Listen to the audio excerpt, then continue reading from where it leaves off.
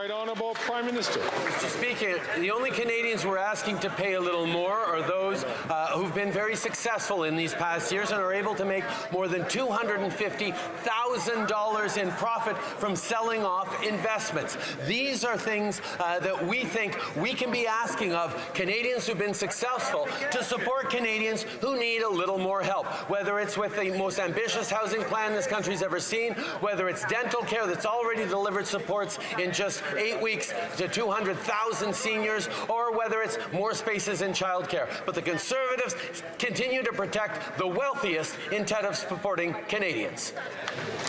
The Honourable Leader of the Opposition. That's a little bit rich coming from him as he raises taxes on single moms for the crime of driving to the grocery store, while he treats himself to a jet-setting experience where the food on the plane of a 6-day trip was $220,000. Beef brisket, parsley potatoes with truffle oil, beef tenderloin with port wine sauce, braised lamb shanks, and even cheesecake with pistachio brittle. Mr. Speaker, with Canadians lined up at the food bank, what's on the menu for this Prime Minister this summer?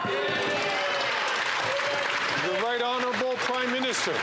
Mr. Speaker, the Conservatives continue to use cheap attacks and slogans when they stand against support directly for Canadians.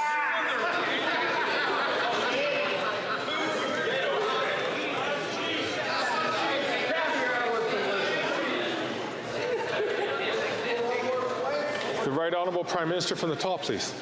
Speaker, the Conservative leader continues to use cheap attacks and slogans while he tries to hide from the fact that he is standing with the wealthiest Canadians and against the idea of them paying a little more so that young Canadians can buy a home, so that seniors can get their teeth fixed, so that young families can find a place in childcare. These are the investments we're making that they are standing against, Mr. Speaker. We will continue to deliver for Canadians who need them while he chooses to protect the interests of his wealthy friends. Hear, hear.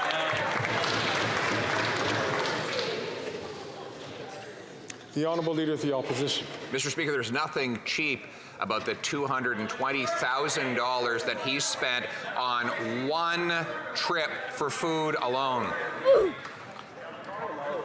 The Honourable Leader of the Opposition asked this question. I'm going to ask all members to please keep their voices down.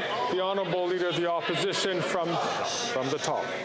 There's nothing cheap, Mr. Speaker, about the Prime Minister spending $220,000 for food alone on a 6-day jet-setting tour for himself. All the while, homelessness up 38%. Toronto has 256 homeless encampments, where 1 in 10 people in that city are now eating at food banks. They join 2 million Canadians. The good news is life was not like this before this Prime Minister, and it won't be like this after he's gone. Can we not have a carbon tax election now to choose a government that will axe the tax, build the homes, fix the budget, and stop the crime?